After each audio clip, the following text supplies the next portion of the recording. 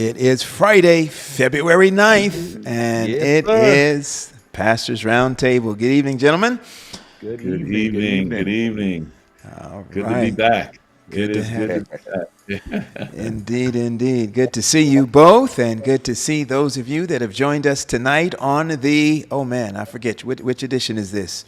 The sixth, is this the sixth edition of season 8? I guess There you somebody's go. going to check me on that. All right. Yeah, the Yeah. sixth Fact check edition is that one. correct. Six? Oh, wow. Man, six already. Six into season 8. But we are excited and delighted to have each and every one of you that are joining us tonight here at the Pastors Roundtable. It is February. We are 2 weeks into Black History Month. And what a powerful month it has been so far. Last week, if you missed last week, Pastor Henry, what did they miss? White Church Black History. What did we talk about, man? Listen, I missed last week. I wasn't here. There we I was go. out. Right. Yes, I was indeed. out. Well, let me pick it up for you. Yeah. we Help we him out, had Raj. a riveted, if I could say that word, riveting conversation on the plight of the disappearance of the Caucasian church. I'm gonna be PC tonight with the Caucasian church. And then how it relates to African American history or Black history. It was a great topic. We got a good foundational information as to what how Christianity and the white plight and the white flight came about. So it was a good conversation. You want to go back and check on it. Yeah, I think unique to that conversation was even they said, so why are you talking about the white church during Black history? Well, what we have seen, and some folk would say that it is as the Black Adventist church has risen. And what we found out last week was it's not just Adventism. Christianity as a whole, but as the Black Christian church has begun to swell in Europe and in North America, that we've been losing. It's almost been an inverse reaction there, and so it was very fascinating to listen to our guest and to hear some of the history behind that. And then to try to come up with some solutions or some reactions to that. So if you missed last week, make sure you go back and check that out on Roger. Where are we sending them? On the To our website. Yes. To our website, the prt.live, and you'll get there and you'll be able to see not just last week's, but every episode that has been recorded for Pastors Roundtable. All right. Well, Dion, we're going to talk about tonight's topic in just a minute. But what else are we looking forward to in the month of February, my friend? Yeah, well, February we have we're going to talk to some of our leaders about ORMC. So we have that show coming up, and that's going to be the fourth week, I believe, of February. And next week, I believe we have on the docket slave food. So I'm hoping that we'll be able to talk about that next week. That was something that we talked about maybe 3 seasons ago or something like that. That was like And season 2, man. That was yeah. Yeah. Oh yeah, it might have been more than that, right? And it was hot, man. We had people just chiming in, so we're excited, about the topics that we have for the month of February. All right. Well, let's talk about tonight. Wait a minute. Before we talk about tonight, listen. If you are just joining us, again, welcome to Pastors Roundtable. But there's something that we need them to do. Hey, listen, it's time to share, man. Hey. Listen, I'm trying to tell you all the stuff that we are discussing from Friday night to Friday night is good stuff that could help your ministry. It could give the congregation a better understanding of the vision and the mission of where we're trying to go as a church. And so please, this is the time to share. Tonight's topic, especially tonight's topic, you need to share it with your family, share it with your friends, share it with your pastor, personal ministry director, share it with outreach ministry director. Share, and do more sharing, because tonight is going to be hot. It's going to be hot. So, Roger, talk to us, Doc. What's on the table tonight, man? On the table tonight, we are going to be talking about urban evangelism. And we're not talking about typical put up a tent, preaching. It's going to be out of the What? box when it comes to urban evangelism. We'll share some wins and celebrate the victories, and share some ideas that you can take back to your church. You could even do it starting tomorrow, and have an impact in your community. Amen. All right. So, Dion, tell us who is at the table tonight, man. This is All going to be a right. Well, good listen. topic, but who's at the table? Well, let me tell you something. We have two heavyweights at the table tonight. Now, I'm telling you, I know that most of our audience, you've experienced the explosive ministry that these two individuals have been doing throughout the past many years. And so, first of all, I want to introduce you to Pastor Montgomery. He is just electrifying. He has a story that is just riveting, and also the way that he has done ministry at his church and in the community, powerful. And so Yeah. we're so happy to have Pastor Montgomery on our program here tonight. And then we have Pastor Dr. John Boston. Let me tell you something, along with Pastor JB. Montgomery, these are international preachers, man, Yes, all over the indeed. world. And Dr. Boston, if you have followed his ministry over the years, you have seen that he is an out of the box type of preacher, an out of the box type of creator, as he does ministry on another level. So I'm so happy to have in our show today, on the show today, at the table today, around the table today, Come sitting on down now. with us today, Pastor John Boston and Pastor Taurus Yes. Montgomery. Greetings, gentlemen. Welcome, welcome, welcome. Glad to have you tonight. Absolutely honored to be here. Listen, we're Likewise, going man. to, yes, we're going to just have a quick word of prayer, and then we're going to give each of you just a quick opportunity to address the audience tonight, just to share a little bit about where you are, what you're doing, some of the stuff that we may have left out in your introduction that you want people to know. But Pastor Wade, would you just open us up, Doc, with a word of prayer tonight? Let us pray. Father, we thank you again for this, your Sabbath day. We thank you for the blessing of this week. And now, Lord, as we sit around the table tonight, we pray you will gain the glory from the discussion. Have it be clear enough so that your people who are listening and listening and looking will be able to put some of these things into practice. We thank you in Jesus' name. Amen. Amen, Amen. amen, amen. Amen. Well, Dr. Boston, we'll start with you and then go to Pastor Montgomery, but we'll give you, we know these brothers are preachers, so we're going to give them that 39.8 seconds. But John, the time is yours, sir. Oh man, I'm just John the Boston preparing the way for Taurus Montgomery in the wilderness. That's all I am. But right now I am serving in Chicago. Matter of fact, this year is my 20th year in pastoral ministry. I think it's coming to a Wow. fairly abrupt end because I'm still recovering from an accident. So Anselm is my big brother, and he's gracious to me to give me this opportunity. But I think right now I'm serving in a volunteer capacity at the historic Chicago Shiloh Seventh Adventist Church, this nation's third largest city. And we're seeing quite some unprecedented growth. As a matter of fact, that church is currently one of the leading churches in baptisms and tithe increase, if we still do that in the Adventist Church Wow. for the 2023 year. So I'm very excited to share that. Wow, That's awesome. awesome. That's awesome. Wonderful. Pastor Montgomery. Yeah, man. Well, first of all, again, grateful for the opportunity to be here with you guys. I appreciate you inviting me to the table, as well as to be here alongside my good brother, Dr. John T. Boston.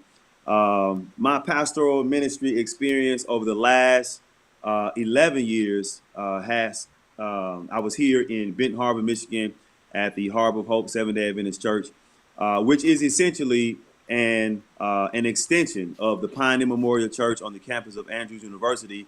It's urban ministry arm, if you will. So I've been here for 11 years, total pastoral ministry experience, about 13 and a half years. And man, I'm excited about, what the Lord has done here. And in fact, I'm in the process of transitioning from full-time pastoral ministry into a church supporting ministry, if you will, to assist other pastors who are trying to take their community outreach to the next level. So I'm excited to be here to share with you guys tonight. Nice. Awesome, awesome. And we are delighted to have you both. Well, we're just going to go ahead and jump right in. I don't know who's leading us off tonight, gentlemen. Yeah, let me jump in, man. Let me jump in today and lead us off again. Just so privileged to have these individuals on with us today. And again, God bless your ministries. You all have been doing a wonderful job. We're talking about urban ministry. We know that most of the population, man, it seems like it's in the urban settings. And so tell us a little bit, why urban evangelism? What is it about urban evangelism that is so unique and maybe even different than other forms of evangelistic methods? I'm going to start off with Pastor Montgomery. Yeah. Well, I think when you look at the ministry of Jesus, when you look at Paul, and even the early church, you have a large concentration of people in these particular places, and the urban centers typically influence the rest of the nation. When you talk about being in a place like Chicago, a lot of people from Chicago come to places like, have influence in places like Ben Harbor, which is a much smaller town, but the influence of Chicago is here, right? And so I think it's necessary for the church to be active, to be involved, to be highly engaged in these, in urban centers, because they have a tendency to influence the rest of the world. And so when you see Jesus in Capernaum, he's there strategically because it's an urban center, and the change that takes place there, or the message that takes place there, spreads out to other places where people, will eventually go from that center, from that city, that urban center. And so I think because of that high concentration of people and the influence that the cities have, I think it's absolutely essential that the church is engaged in these particular places. Okay. How about you, Doc? Well, I think the United Nations, it's a fact. The United Nations has projected that by 2050, 68% of the entire world's population will live in urban environments.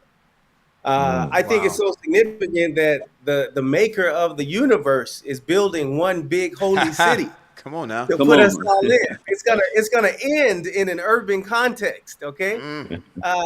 When Taurus Montgomery presented for a grant program a year or two ago, he said basketball was the holiest of all sports because it was born in Mission. But I never forgot that. But I think urban mission Wasn't it absolutely. Canada? Wait a minute. Yeah, right, probably sounds right. Yeah, but Yeah, it was urban Canada. mission. You were there. Urban mission represents, just as missionaries were launched, and as we look at missiological studies, we look at the advancement of the gospel. The urban environment requires a unique approach. In the words of Liam Neeson in his character as a father, it requires a unique set of skills. And I think that the notion, it's even hard to use the shepherd analogy when you're talking about urban ministry, because the shepherd analogy comes from agricultural context. Oh, And wow. so in urban community, the more you look and smell like the people, the more likely you are to effectively reach them. And so it's quite a different role. It's a very unique type of capacity. Baldwin English, he's a school board chairperson of Miami Union Academy. And we grew up in that Miami context, South Florida context. And I think growing up in that context, what we find is that you get a unique you have to have unique type of approach to teaching, to preaching, to evangelizing, to community service, compassion. All of those things have to be unique for the urban environment. And it's important because this is where people are going. And it's so dangerous. It is so dangerous for us to say everybody needs to get out of the cities. That's not true. There's no indication that everyone needs to leave the cities. As a matter of fact, you all talked about this last week, and I'll just piggyback on that whole conversation. You talked about it a little bit, the brown flight. In the city of London, in the United Kingdom, there is not a single Caucasian Adventist church. Wow. Mm. In the city of New York, the largest city in this country, there is not a single thriving Caucasian Adventist community. In the city of Chicago, there is not a single thriving Adventist Caucasian community. In the suburbs, it exists because of white flight. But now, while you have Black churches or churches of color in the urban context, they are waning. They are not multiplying. And if we don't get it right in the urban context, we're going to miss it everywhere else. Okay. Wow. Wow. Wow. Okay. Listen, I want to, it's interesting that you brought that up, particularly on the heels of our topic from last week. But I saw Wu ask in the chat, when we say urban, does urban mean black? When we, because you kind of touched on the whole white church thing, or no white churches there. So when we say the word urban, are we really meaning black? Is that code for black, or is it broader than that, or what do we mean as far as ethnicities and people groups? Yeah, I think it's both and. In some instances, it means black. In this conversation, urban, we're having a conversation about reaching people in urban centers, in city centers. Urban is best defined by cities that have 600,000 to 1 million plus persons. And so in this context, I specifically mentioned white or Caucasian churches, because if we see we're losing ground with indigenous populations or populations that are third, fourth generation to that region, Caucasian, and we're getting weak in the African American community, eventually what's going to happen, our churches are going to have an inability to succeed in the urban context. It's you can almost not afford to be an Adventist in an urban context. I'm pastoring the south side of Chicago. The median household income in the 5 zip codes that touch my zip code is $26,000. To participate in all of the discipleship initiatives of the Adventist Church for young people, i.e. Pathfinders, Adventurers, Adventist Christian Education, Junior Teen Camp, Camp Meeting, to participate in all of those things, you need $11,000 a year. You can't afford to be Adventist in the south side of Chicago. Mercy. Wow. Come on. Come on. Wow. My Lord. Well, listen. I mean, to continue on this thread, when you read contemporary literature, or even issues in dealing with urban planning and things like that, we know there's a return, a gentrification that's happening in the urban settings.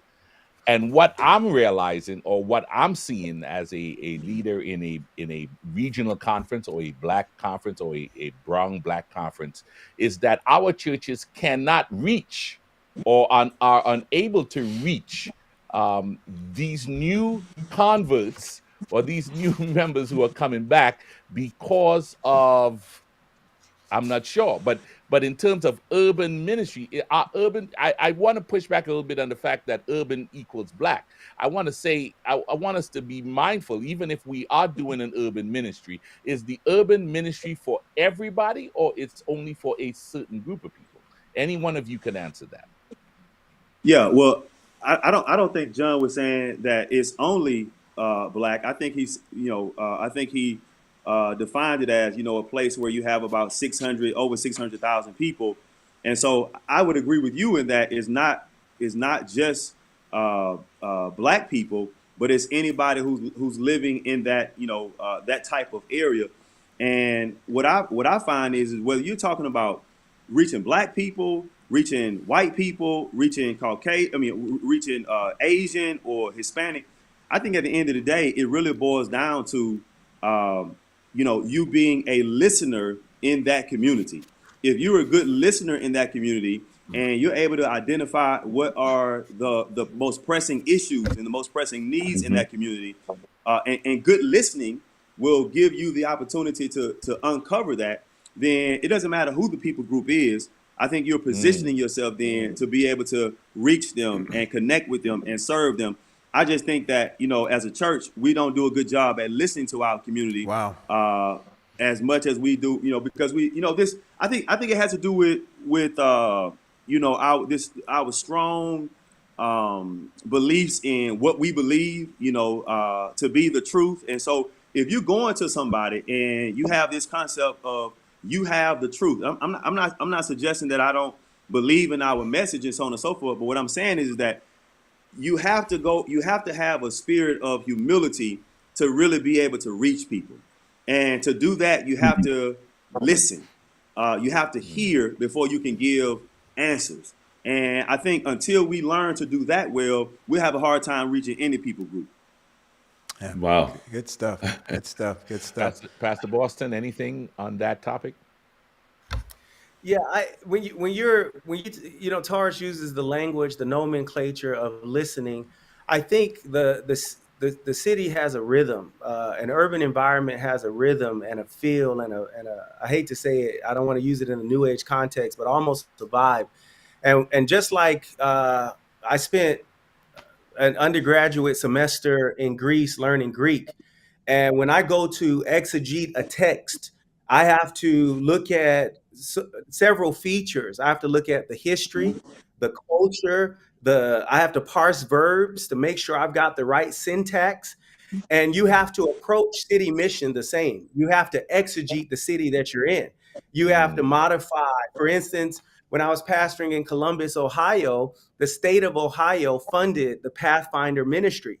We rebranded it because we needed to tap into the frequency of that city. We didn't call it Pathfinder Ministry or the Pathfinder Club. We call it Pathfinders, a mentoring organization. We help your child find their way. And so the point I'm bringing to you is that when we pitched that to the state of Ohio in writing for funding, they said, look, we're going to give you $33,000 a year, but you can only use it to pay for children that are coming from the public school system in the community that you serve. Well, that's who we're trying to reach.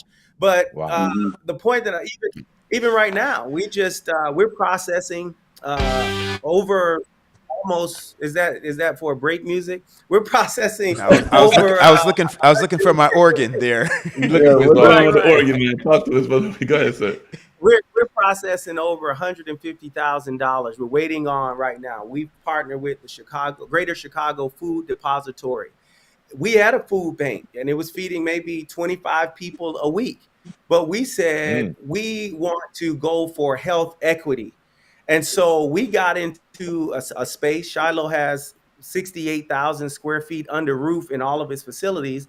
And we gutted out of space and turned it into a free grocery store for a community that does not have access to fresh produce. So that relationship translates into agricultural relationships in Illinois, Indiana, and Michigan.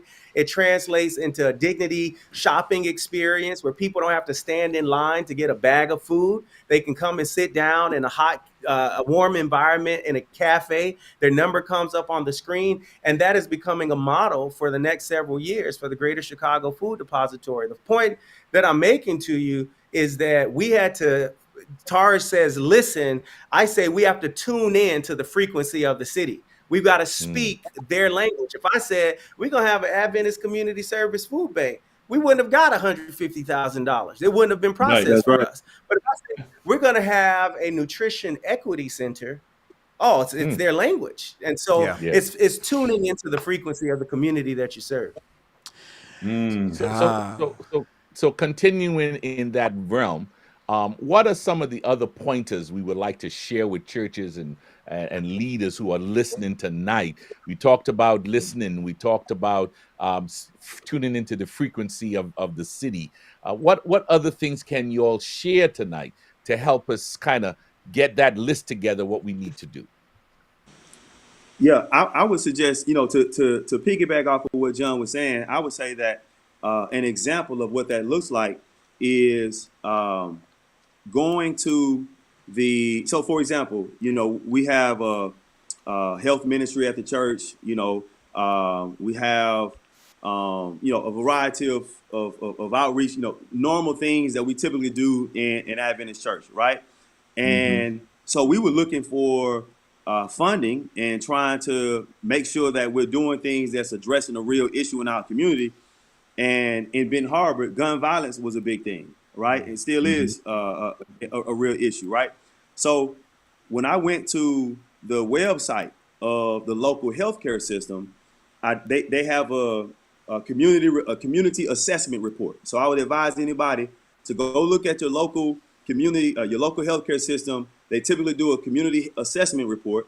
Read that report, and what I found was that one of the big issues that they discovered is that young people don't have enough safe spaces, right, in the community.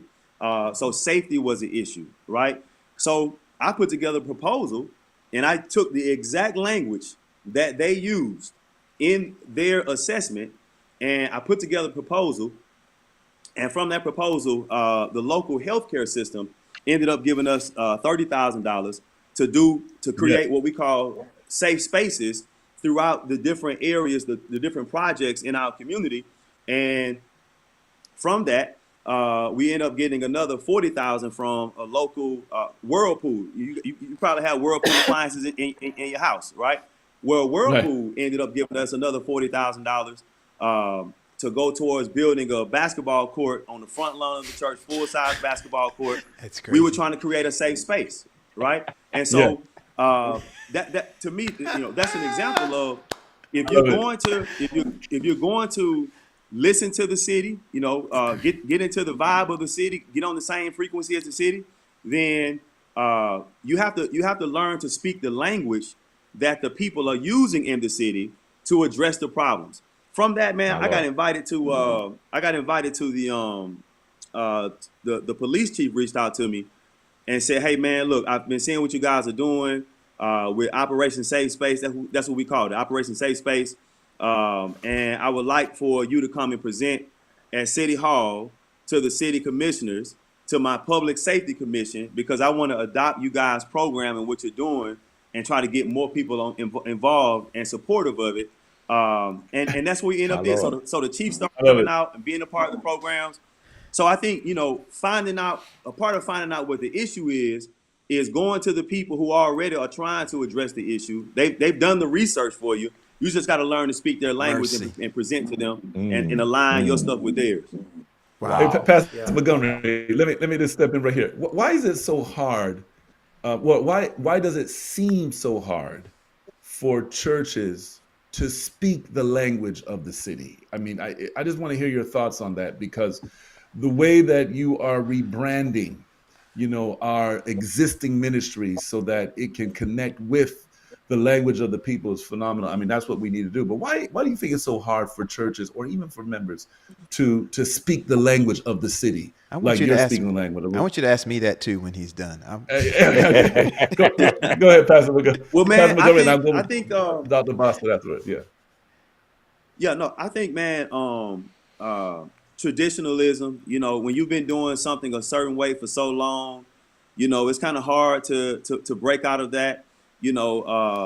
What John did with Pathfinders, I think that's brilliant, but because you've been calling it Pathfinders for so long and that's all you've known it to be, then when somebody comes along and says that it's something else, then, people tend to kind of hold on to stuff that it means so much. They got so much history with it being Pathfinders, so much history with it being adventurers, so much history with it being health ministries, right? When if you would just change the language, then it just becomes a whole lot easier for you to connect with the people who have the resources to help you do what it is that both of you all are trying to do. You're probably just trying to do it with, obviously we're bringing a spiritual component to it as well.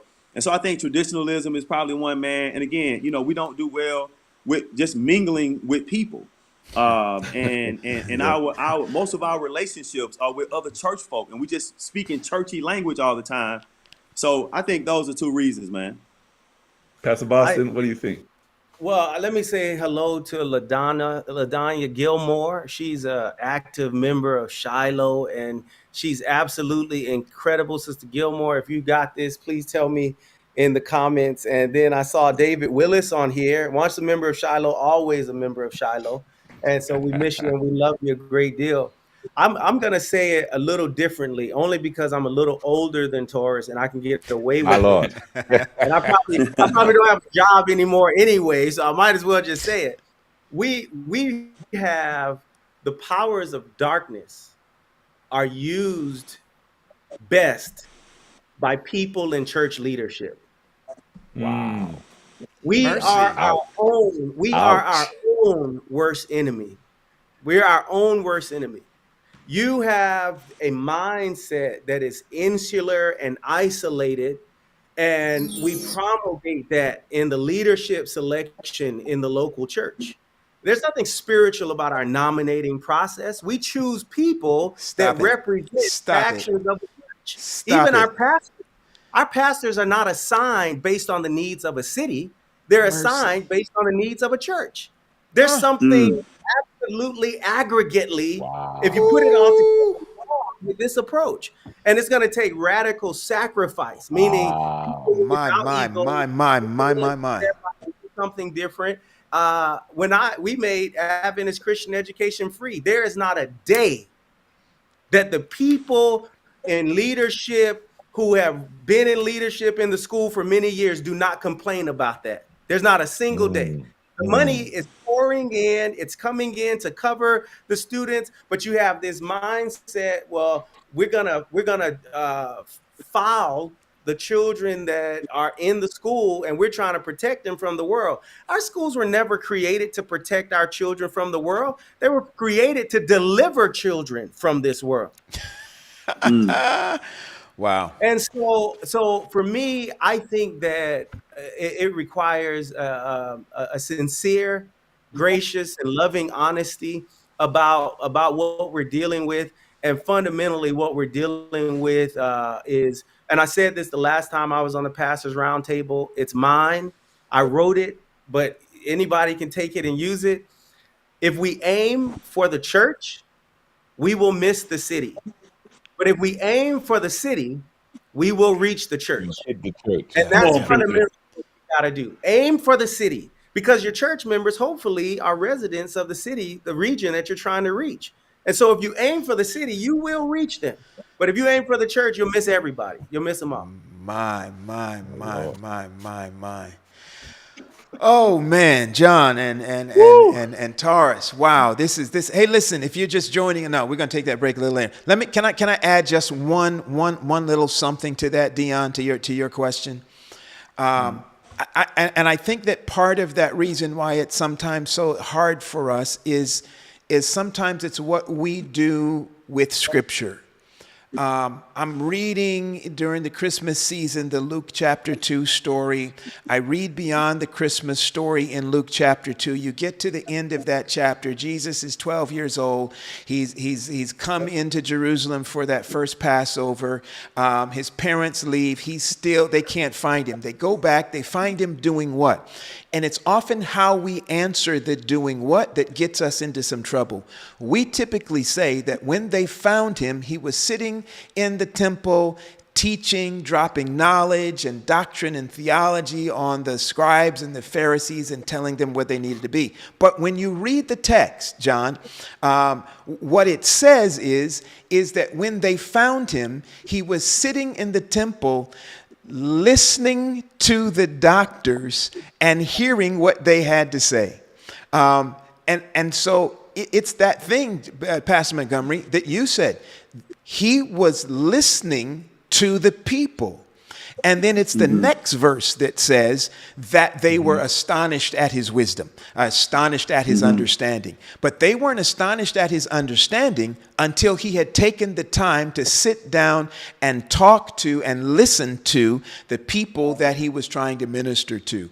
But we've totally skipped that thing. And so we're more prone to want to say, when we go, it's time for us to talk rather than to listen first, when Jesus modeled the thing for us when he was 12 years old. Listen, let's move. I want to move to one more question before we go to a little break. So you guys touched on this a little bit already, but you named some entities within the city. let's dig a little deeper on that. If you're a church, you're a ministry leader in the local church. Who are some of the people, some of the institutions, some of the departments in the city that it is vital or important for a local church or a local pastor to connect with in order for ministry in an urban setting to be effective? Is there anyone in particular? Is it carte blanche, or do they just kind of wait for those people to find their way to the church? Do we reach out to them? How does that happen, and who are some of the best routes, or what are some of the best places to start for a local church trying to make that connection with the community in the urban setting? Let's start with Pastor Montgomery, and then we'll go to John. I think we. Yeah. Man, I would say, well, I'm the type of person where I'm going to you. I'm going to the mayor's office. I have a relationship with the mayor in Ben Harbor. I'm going to the police chief. I'm going to the principals at all of the schools. I'm introducing myself to other leaders of nonprofit organizations.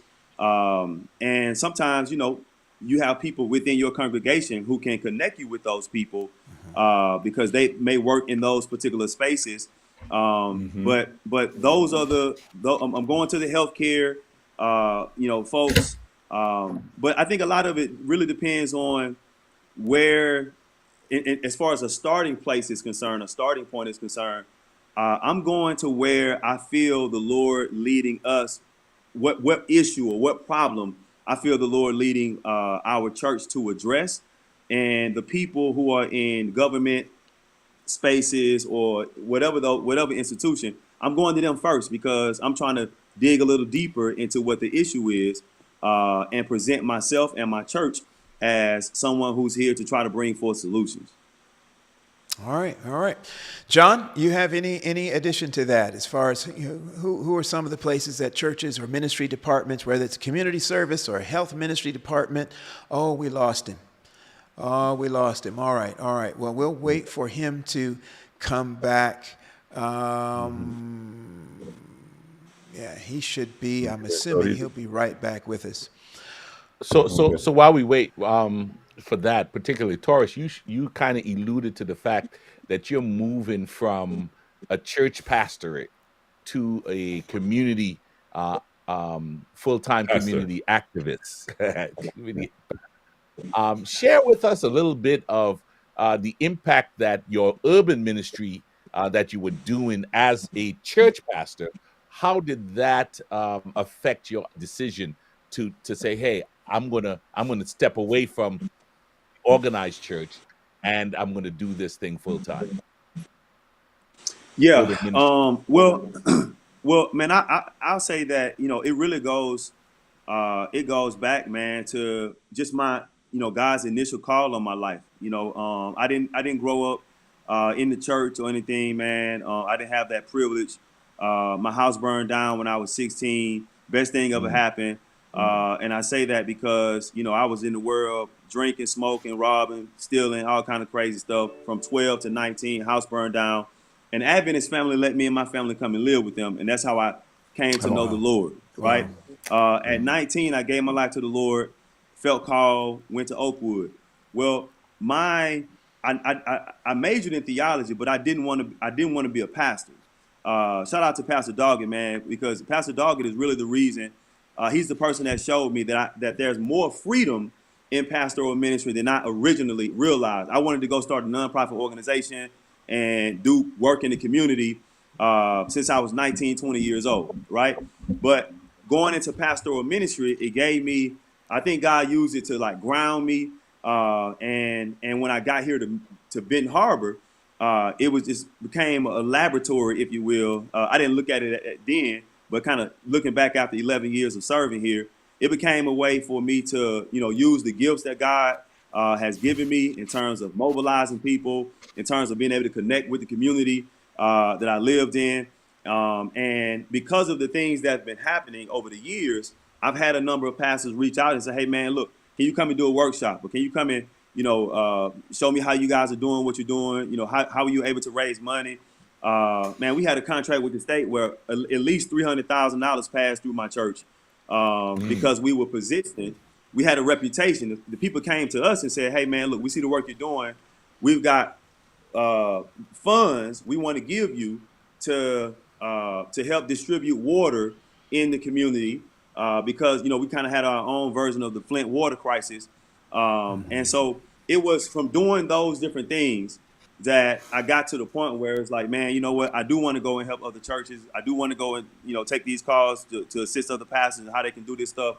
So that's kind of what led to ultimately me making that decision to step out and do this. Good stuff. Awesome, Good stuff. awesome, Good stuff. good And welcome back, John.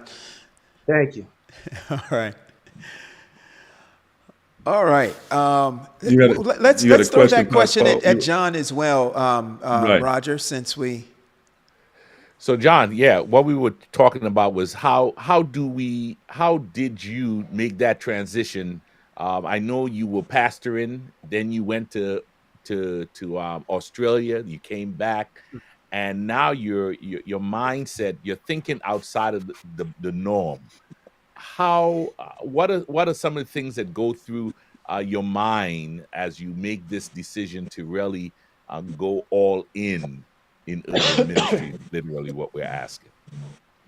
Man, really for Chicago or for any of our urban centers, I think that it troubles me deeply that we have issues that the church can uniquely resolve.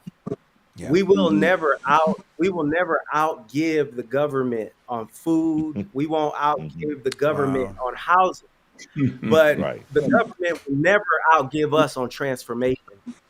The government will Wow. not That's outgive us huge. on hope. And I That's Come think on. that we have to reclaim. I'm actually preaching about this tomorrow: Christian nationalism and the Black church. We have to reclaim our sense of identity as a entity responsible for transformation. We're not trying to establish his kingdom on earth. He will establish his kingdom on earth, but we are trying to establish his kingdom in hearts and in homes. And I think that we have to navigate that uniquely. And I think that there's a tremendous amount of power. It's painful. It's painful. And it's absolutely difficult. But when I was working for the North American division, as I traveled across North America and I went to these urban centers, how is it not disturbing? How is it not disturbing that a church like Shiloh, which was at one point the largest African American church in the nation, larger than Ephesus, larger than Oakwood, larger than Capitol Hill, okay? How is it not troubling that we are not larger today than we Wow. were 30 years ago? Yeah. And we're Yeah. closer to the second coming of Jesus.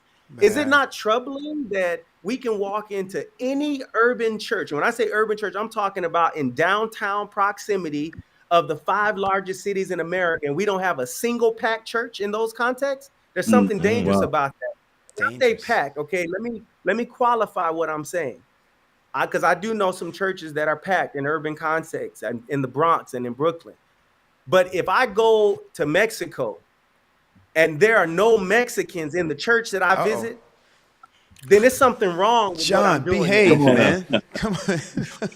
Oh, talk to us, preacher. Yes. Keep going. Yeah. But Yeah. yeah, keep on that. Keep Yeah. going on that. Yeah. Because that is No, something I'm that just saying, when you're talking that's about happening in mission to the our urban society. communities, you have the diversity, but we don't have to embrace one and let the other go.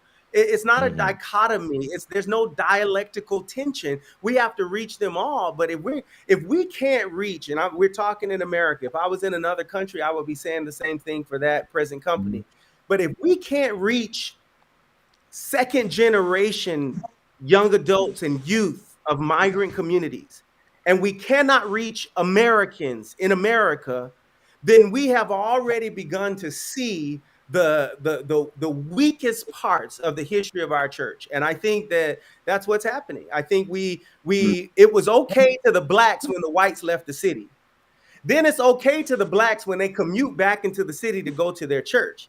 But the next phase of this, the next missiological phase, and this is an anthropological truth, the next phase is that the church will no longer have members who are from the community that the church is in.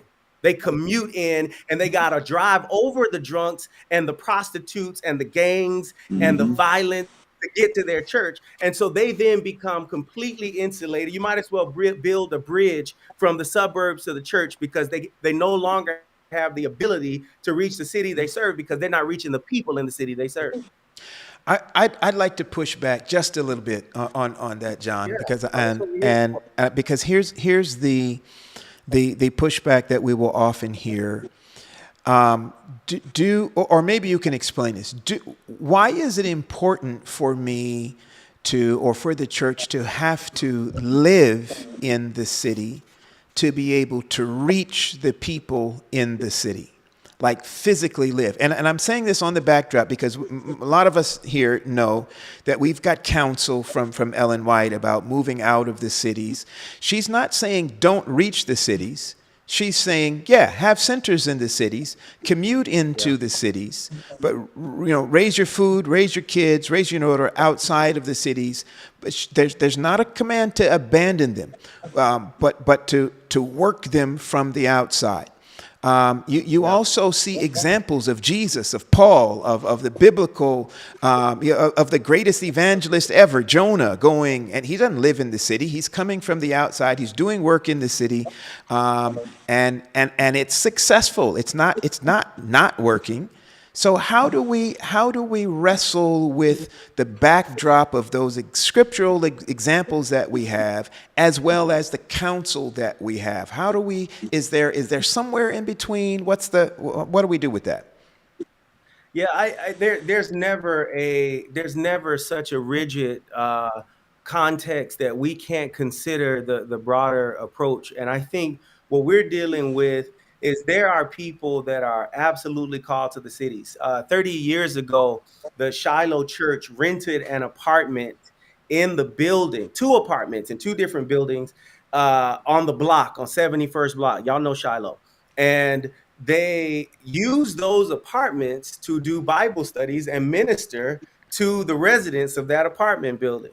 And so while the people leading those are residents of Chicago, they weren't residents of that community. And so should you work it from the outside? Yes, but you should also work it from the inside. And I think in using that language, I want to say something, if you would allow me, since I lost some time because my signal was out. I don't know what y'all doing in Orlando, but I want to say this. We have to begin to put energy and resources into the things that work. Okay. So fail fast, identify what's working. When I say what's working, I know that Safe Space Initiative, the Safe Space Operation Safe Space was working in South Bend, not because Taurus had a camp of kids that came to church, but because GE said, we're going to build you a basketball court. Okay.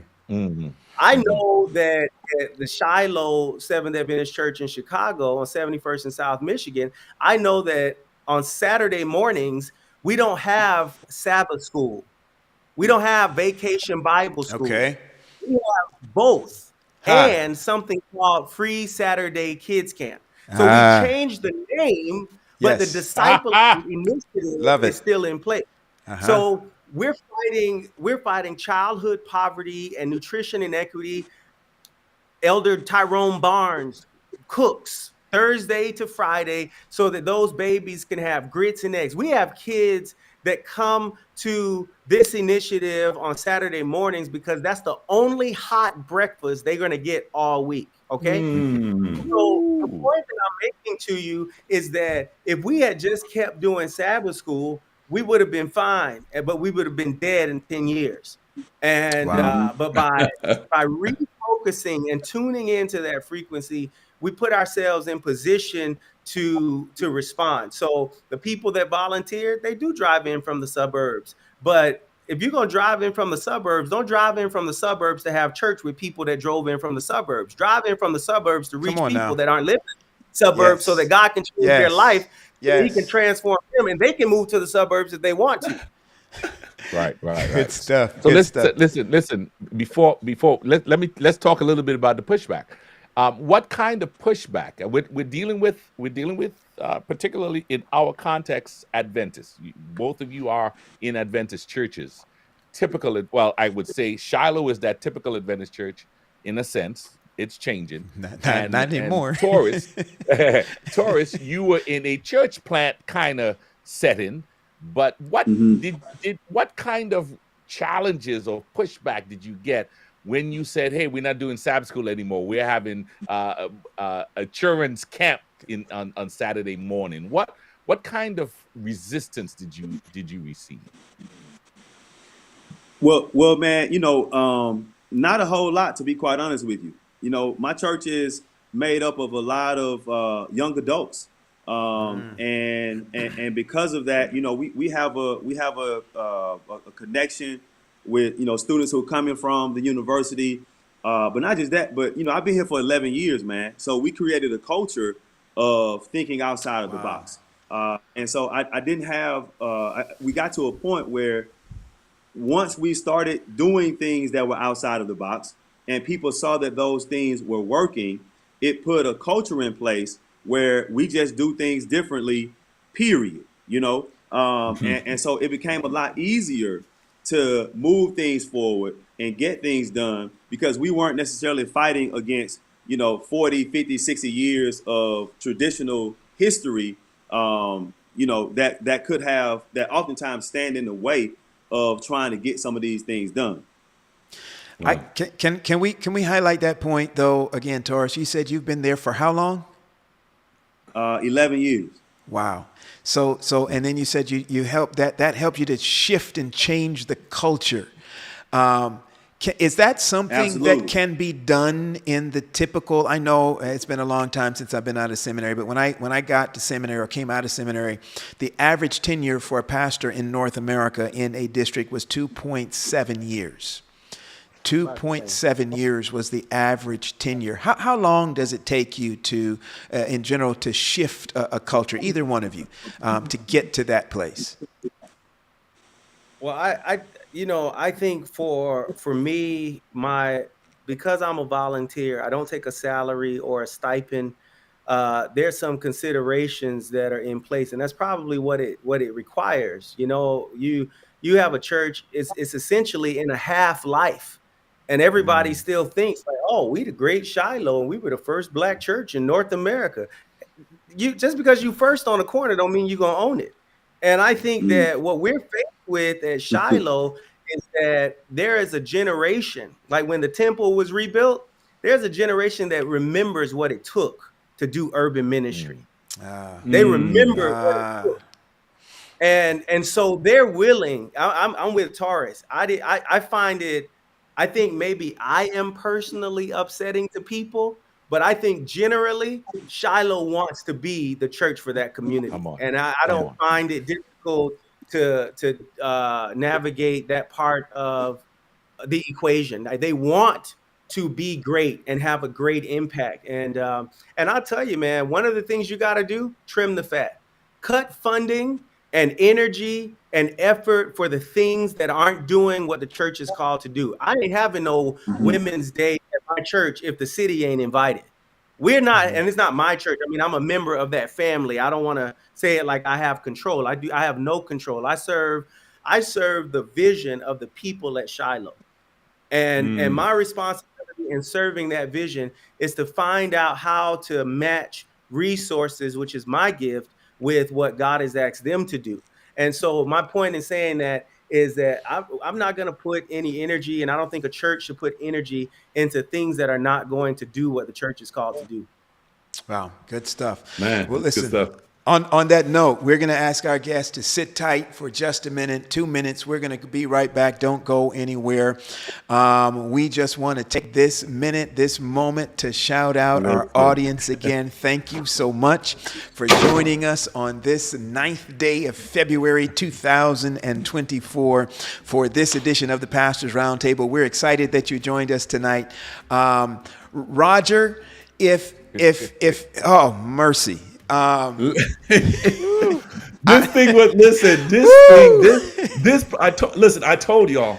I Yes, told you you. I did. told you. You did. I told you. This is the episode. We've had wonderful episodes, but we're talking about this one right now. This episode, you gotta hear. Listen, members of the Seventh-day Adventist Church. Listen to me. Listen to me clearly. You have to hear this message, because if we do not listen and speak the language of the community, we will be irrelevant, an irrelevant church. That's what we're talking about. Listen. We got 32 minutes left, you guys. There's something our audience still can do. Yes, they can share. Listen, if they don't share, Raj, if they don't share, what? Listen, if they don't share, shame on you. Shame on you. Shame. You can share it. You can share it. I just want you to know, even though what is being said is like, my goodness, no Sabbath school. You know, there are some churches, man. If you try to move the time for Sabbath school, you break out in World War III. But what Pastor Boston said, man, that was innovative. And that's the reality of where urban ministry needs to be, where we're taking what we're doing. We have great stuff in the Seventh-day Adventist Church, particularly. There's great stuff in Christianity, but we sometimes think it's just for us. But I think we are recognizing from last week to this week, it's for the world, and we have got to get away from the mindset it's all us. That's good stuff. Listen, we know that you're getting good stuff tonight. We know that you're here, that you're commenting, that you're engaged, but we want you to know that we at the Pastors Roundtable have been blessed week after week, month after month, season after season with great stuff just like you're hearing tonight. And Roger, tell them if they've missed something in the past, how do they go back and find more of what's offered here at the Pastors Roundtable? You are welcome to just visit the THRE. It's where to go eat. PRT.live. The PRT.live. It'll take you to our website. You will have every episode that we have ever recorded, and you will have information, the resources. You will even have an opportunity. If you are enjoying this ministry, you can go down to the bottom of the page and you can support Pastors Roundtable. We don't normally harp on that, but I just want you to know that the gospel is free, but ministry costs. And what we're doing here, so much so that we're going to have to start normally harping on that. we are just excited for what we're doing, but we need your help. If you want to partner with us, at the bottom of the website there is a support page, and you have options and opportunity to support Pastors Roundtable to be able to continue the type of conversation and the type of ministry that we are sharing with you tonight. All right, Dion, one more time. Last time. This is the last chance. We're going to get to tell them what they need to do right now, right this minute, right now. Right now, share. Listen, share. Share in your groups. Share with friends. Tag somebody, do something. Stephanie said she needed to be hosting tonight. I saw that, Steph.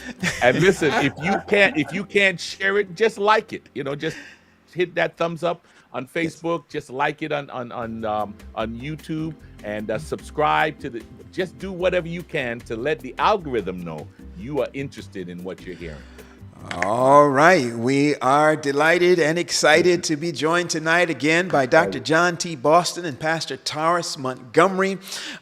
These men who have given their time, their heart, their sweat, their finances, everything to reaching people with the gospel, and particularly in the urban context. If you're just joining us, you're joining us live or joining us on the replay, but we welcome back our guests to this edition of the Pastors Roundtable Urban Ministry. It's been a fascinating conversation so far. If you're just joining us, you want to rewind and go catch from the beginning, but don't do it yet, because you want to catch this next 30 minutes live as we move forward. All right, gentlemen, who's got the next question? Where are we going from here? Well, listen, I want to launch out here. First of all, we're talking about urban evangelism. We're talking about the importance and the uniqueness of this method of evangelism. And as I'm listening to both of you all speak, I'm hearing things that are outside of the norm. I'm hearing rebranding ministry so that we can speak the language of the people. I'm hearing trimming the fat, right? Some things that are just not working, some things that we do because we are part of this social club that we need to get rid of because we need to invite the community. So I'm going to ask this question. I'm going to start with Dr. John Boston. So being conservative, right, as an Adventist, all right, is that a threat to growth in the church?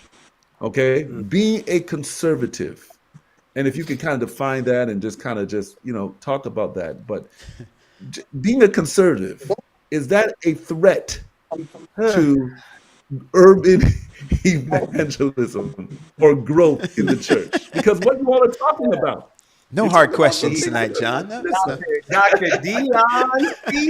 Henry. Dion Cleopas Henry. Uh, no, talk to me. Doc Henry, all of these guys are just legends to me. I mean, if I had to be at the White House tonight when Anselm wrote me, I was going to cancel and be here. Okay. I believe that, or at least in the bathroom at the White House trying to, be on mercy, with you guys. mercy. But I think that I'm going to say no. I know some very conservative people. We just lost a member, Marion Blevins, less than a year ago. And Marion Blevins, she died after a bout with dementia. And Marion Blevins was a very conservative member. But every year, Marion Blevins hosted a cantata at Christmas time. And the Okay. Seven Last Words as a musical, the musical number for Easter. And that was an opportunity for the church to bring culture to that community. And so while she was very conservative, she also had a heart for excellence. And I think that the threat in conservatism is that when conservatism confuses principles for preferences. Yeah. My Lord. So that's really the challenge. To be very honest with you, I'm a very conservative Adventist, a Christian. I struggle with some things, but I'm conservative in my approach to worship. I know more hymns than I know anything else, and I preach like Oster Paul. I think that's how I preach. So the point that I'm making to you is that my methodology has to be more precise and dynamic and diverse, but my theological anchoring is rooted in a level of conservatism that I think when someone feels loved, they don't hear conservative, liberal, or progressive or moderate. When someone feels loved, Yeah. Yeah. they experience that That's above real. the other. Yeah. Yeah.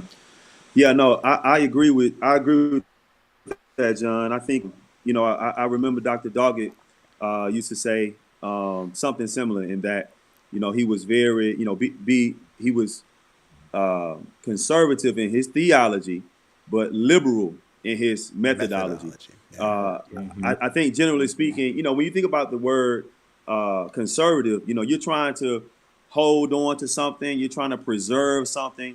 I do think that generally speaking, people who are conservative tend to it's kind of hard to change. It's kind of hard to be open to new ideas. And so I think as long as you're coming, I think those individuals especially, have to be demonstrated from the word why what you're trying to do is acceptable. You know what I mean? To go back to something that you guys were talking about earlier about I just believe personally, my ministry, my 13 years of pastoring, I've always lived in the place where I was pastoring, right? And living in Ben Harbor, man, it I saw how most people that I interacted with from the city officials, they assumed that I live in Berrien Springs. And once I start telling people that I live in Ben Harbor, man, they was like, I got some more points, if you will, in their mind about this guy, Wow. this guy must be serious. You know what I mean? And so, but what I have observed about Adventism And a lot of our churches are in these urban areas, black churches in particular, they're in these urban areas. And most of our people don't live in the city, they live outside the city. You know, a part of that is, you know, man, when you become Adventist, at least this is my experience, and I've observed this in others as well, you tend to eat healthier and you tend to get more education, which gives you more money to be able to afford better housing. So you're no longer trying to live around Pookie and Ray Ray. You know what I'm saying? You're trying to get out of that neighborhood. You're trying to get to a better situation. And so what happens is it behooves you then to be all the more intentional about being present in that community. Yeah. And so what we started doing is we started doing a lot of our ministry on Sabbath, right? And so we're not just gonna come worship. If you're driving from a great distance anyway, you might as well be here. When you go home, you're just gonna sit around and do nothing. So we're gonna eat every single Sabbath, like literally every Sabbath there is food at the church. We built it into our budget. Every Sabbath there's food. So we're gonna eat, and after we finish eating, we're gonna go out into the community and do ministry in the community. You say you want to be like Jesus. Well, most of the time when you see Jesus on Sabbath, he out in the community and he's serving. That's right. And so that became a way that we had, you know, people who, I know you work during the week. I know you have a lot going on. If you can't make that, then you can be here on Sabbath. So we're going to create opportunities for you to be able to serve on Sabbath. And some of the stuff that we do on Sabbath, most people, they may have a hard time doing it, but we in the community doing it. So Good.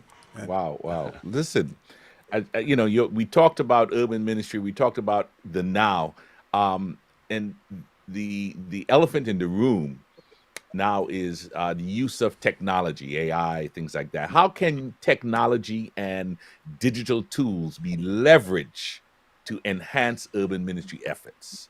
I'm talking about communications or resources allocation. What are some of the things in terms of technology have you used to help enhance your urban ministries? I'll tell you, at Shiloh. Shiloh is a historic church. The building was built in 59, and the building that they used for the school was built in 1921. The house was built it looks like it was built in about 54, 56, between that time. So this is what I'm going to say to you. We had the challenge before Dr. James Doggett Jr. Had to step up to begin to push things forward as I convalesced. We had the challenge of transforming the stage. And so we decided to go with a modern stage. Of course, we weren't going to touch the stained glass. We weren't going to touch, but that was a struggle. It was a struggle even for me. I was like, I don't know, man. I don't know if we can go with this dark stage and the lighting. And we put Anselm, you would be proud. Dr. Henry, Dr. Wade, you'd be so proud of this church. If you walk in there, you say, "Nah, this is an Adventist church." You'd be very proud. But no offense to Oakwood, but ain't nothing like what Shiloh got. Okay, no offense. To God be the glory. I don't want to Hezekiah that thing. Oh, he did choose violence tonight. Okay. No offense. Now I'm not talking broadcast. Their broadcast is not, we ain't ready yet. But what I will say to you, when we did it based on the needs of that community. Even the library in the school, we transformed it into a multi-sensory digital learning environment because the South Side of Chicago lacks those features. So we put Vibe boards up, we put in 3D printers. So we designed based on what the needs of that community were. Someone asked, I think it was Mike Smith, I don't believe in surveys. Let me tell you why I don't believe in surveys, because the natural response of a survey is to answer the question based on the person asking it, okay? So if you dressed up and say, I'm from the local church and I want to ask you, what can we do to make this community better? They're going to tell you stuff that the church can do, all right? But what I do believe in is assessing the resource allocation of a community. And if I see, as I look at the city's website and the mayor's platform and the county and city commissioners, as I exegete the city and I unravel what they're looking for, one of the things we were looking for on the South Side is innovation. And so we went with an innovative environment. And when we unveiled that stage, our alderman was there. And I was at an event. They just named me the co-chair of the Interfaith Council for the city of Chicago out of the 6th Ward. And the point that I'm making on that is when they announced it, I didn't know. He just announced it. He said, Shiloh told us that their church is for this community.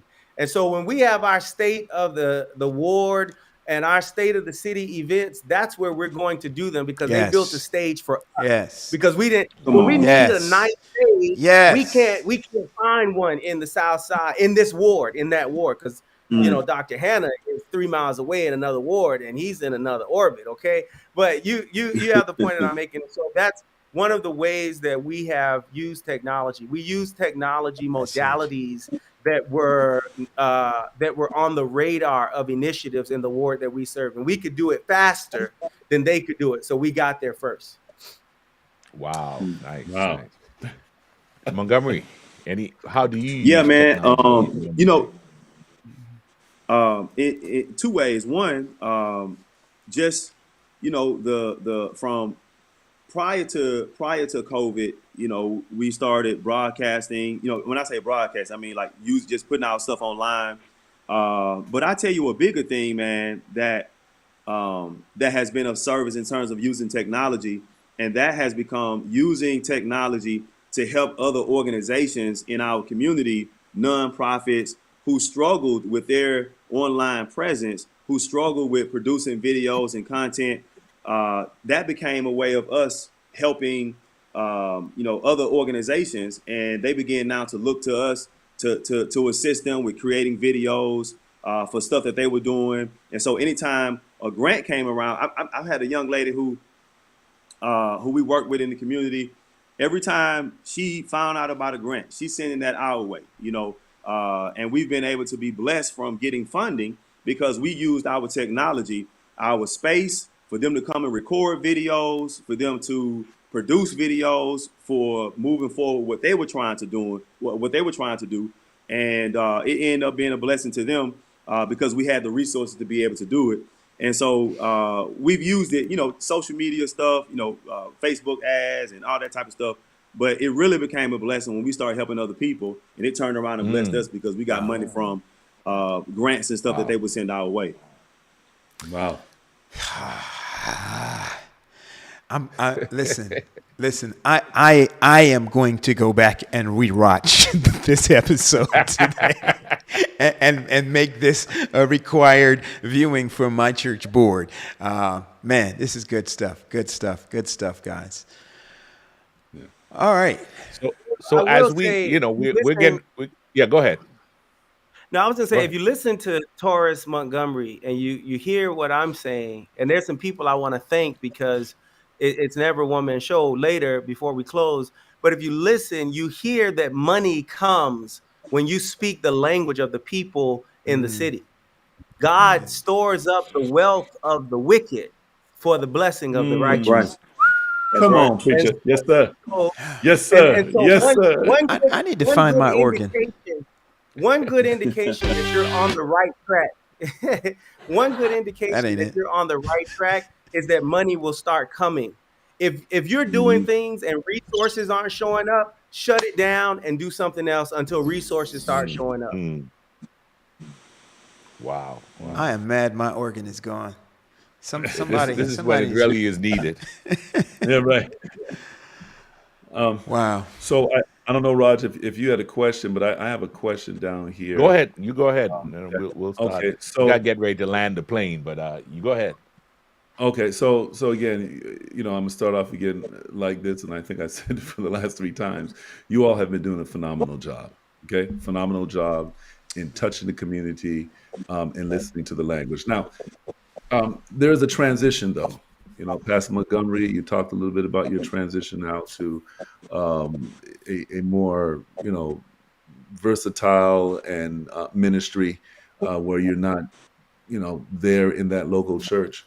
How can this culture continue, right? How can this culture continue of making sure that we're speaking the language of the community and also connecting with or partnering with organizations that will help fund the vision of ministering to the community. How can it continue when you go? Because oftentimes, let's be honest, a pastor's there, the vision is there, and when that pastor, he or she leaves, then the vision stops, it dies, and the church oftentimes goes back to.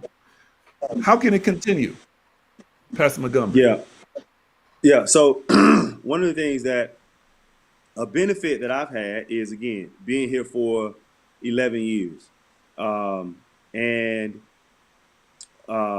one of the things that I've been intentional about, I like to believe that I've been intentional about, is training and raising up leaders. And to be quite honest with you, things have gotten to a point where we would go and do things in the community without me being present. And I'm out of town or I'm here, I'm there. But to be quite honest with you, sometimes I would just pull back on purpose, and I'm going around. So we got to the point where we was like, doing programming in multiple sites at the same time. We, kind of built teams within the congregation to multiply ourselves. And so I was just kind of going around and observing and seeing what everybody is doing. And so I think it's important for leadership to instill like that DNA of leadership within the entire body, or especially within your core leadership team, so that when there is time for a transition, the church can continue to operate and continue to serve the community and do the things that they were doing. Now it's true, new leaders come in, new leaders may have new vision. I do think that this is a unique situation because the hiring process is a little bit different from how it is in regional conferences typically. So I'm hoping and I'm praying that that the people will indeed find someone who has that same outreach, community engagement, serving others outside of the box type of mentality to make sure that it continues to go. Okay, Pastor Boston, what are your thoughts on that? Having that culture to continue, even in the case of transition. Yeah, I had the sense that I may not be at Shiloh very long, and so almost everything we've done has been to serve the vision of the people that God has given them. When Hayden Edwards was out driving trucks, his responsibility while he was the truck driver and the load was in his trust, his responsibility was to get it where it needed to be safely. I feel that God has given his people a vision. We do not live in a time when Moses comes and tells the people what God says. I believe in leadership, but I do not believe in flat structures. I believe in leadership environments, hierarchical leadership environments.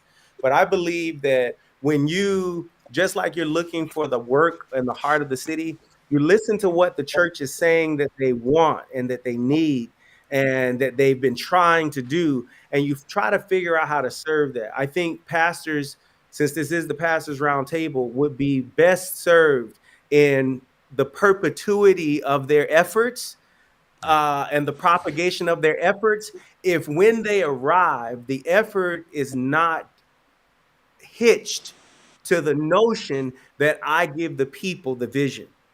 I think the vision of the pastor should be to move what God has already put in the people there. And I think that gives me a lot of pass at Shiloh and what's happened there. Pastor Paul Young was the media director for the conference. He came on board to help. David Graham is the minister of music with Francis Love. And while I can say this is what we're going to do, this is how we're going to do it, I asked Dr. Doggett, what is it that your thoughts are? I asked, Sister Bussy, almost 90-year-old member, what would you like to see happen, Sister Bussy? What would bless your life? And as I'm assessing those things, I'm measuring it against what is happening in the culture, what's happening in the city, and I'm trying to figure out how to get that vision safely across the interstate of the journey. And I think that in doing that, there's going to be some longevity. I don't think if we're doing it because it's my vision, the pastor's vision, it doesn't have a life beyond me. But if we do what God has put on the people's That's heart, I think it can powerful. go a long way. Yeah, yeah. All right. Listen, before we really end tonight, Stephanie had put in the chat a question dealing with specific specific issues or specific marginalized groups. That may seem to be counter to what we believe as Adventists. I'm talking about LGBTQ and drug abuse. Those issues are. Is urban ministry a way to address those, or should, I know you talked about listening to the community. So if the community is dealing with some of these issues that we don't normally address, or we're afraid to address, or we hide behind certain proof texts to address, how have you dealt with that in your ministries to the urban setting?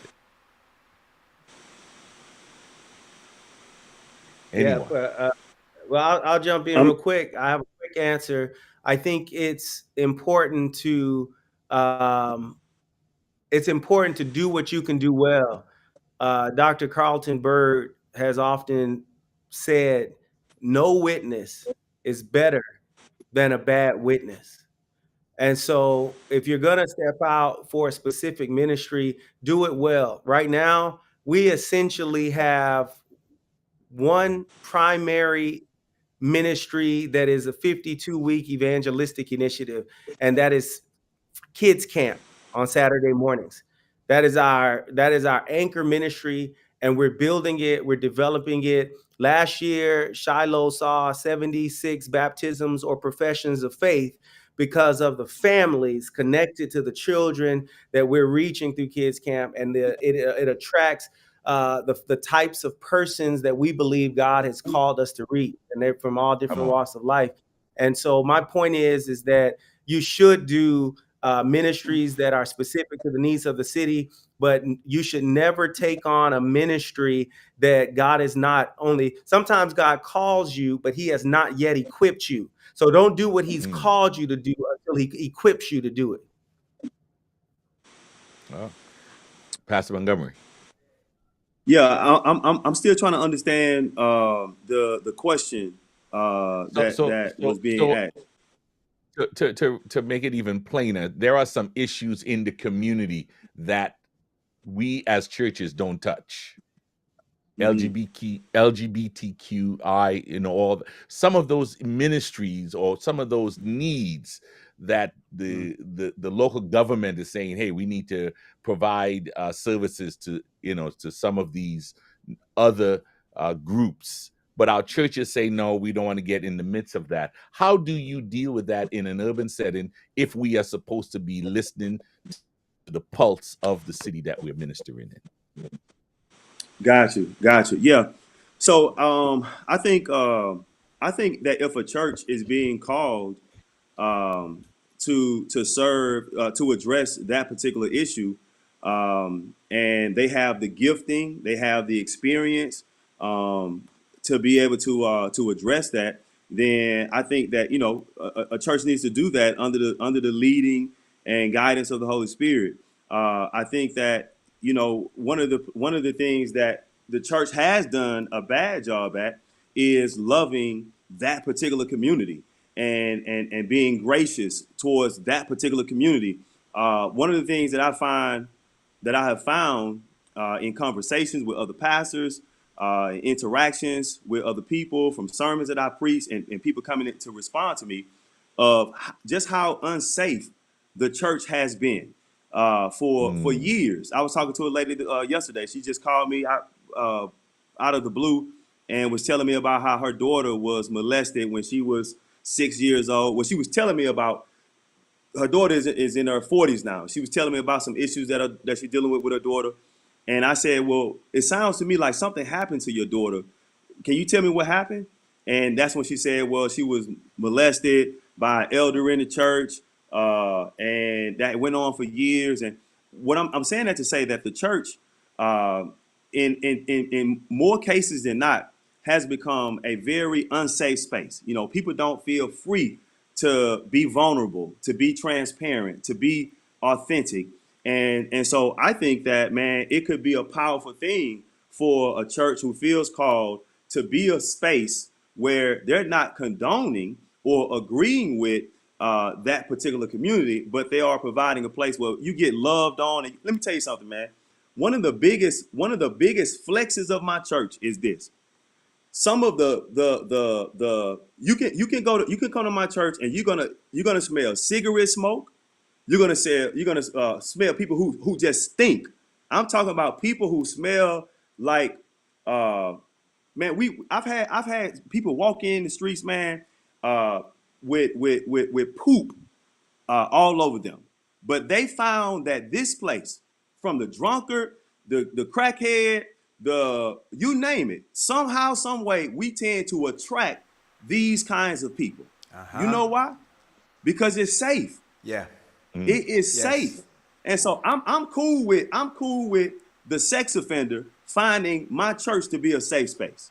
Mercy. I'm cool with the person who says I'm gay, the person who I'm okay with that. I have no issue with that at all. I can tell you, hey man, look, I don't agree with you. I'm with the man and the woman. You know, that's what I believe. But guess what? We're gonna love on you. You can call this your church home. I could be your pastor. You know what I'm saying? So I don't think the church should run away from those things. I think that if God is calling a church to serve that particular community in a very intentional way, what better place to do that than the church? My. Woo! We sure missing your organ tonight, man. You need to get I that know, thing. man. I'm in a different place, in a different space. I don't have my normal setup, or that organ would have been tired by now. I would have blown a fuse by now with all the stuff. Mercy. Yeah. I want to say thank you to our guests, because you have framed urban ministry in a totally new way. You know, the basic has been that urban ministry is ministry to the cities, but you have given some good pointers, some good ideas. Where can our viewers connect with you if they want to engage in picking your brain or congratulating you or supporting the work that you're doing in your local area? What are some ways we can get in touch with both of y'all?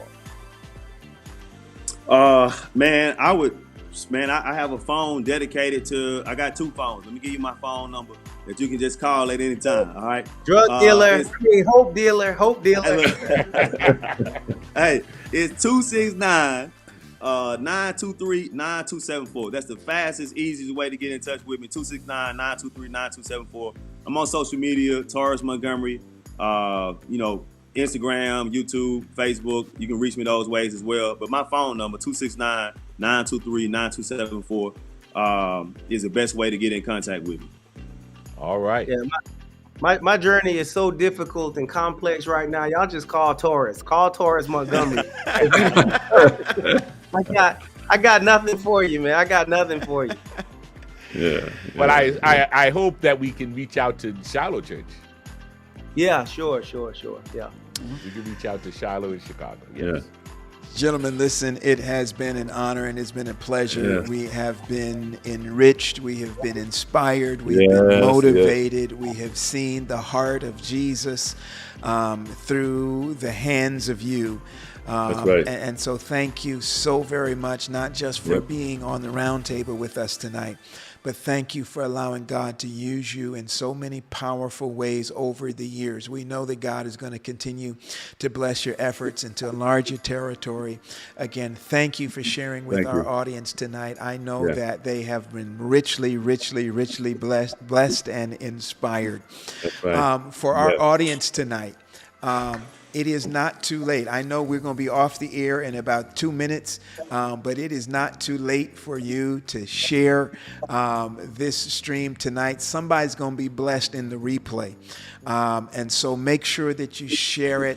Share it with your pastor. Share it with your community service team, your personal ministry team, your children's ministry team, your Sabbath school, all of that.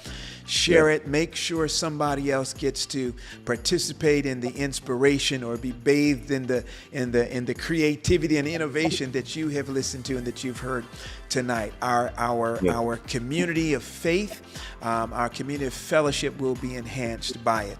The kingdom of heaven will be enlarged. Roger? Definitely. Before Roger goes and ends us out again, I do want to say thank you so much for you all coming on our program today, talking about community engagement. And by the way, we do want to do just a special prayer condolence to the Taylor family.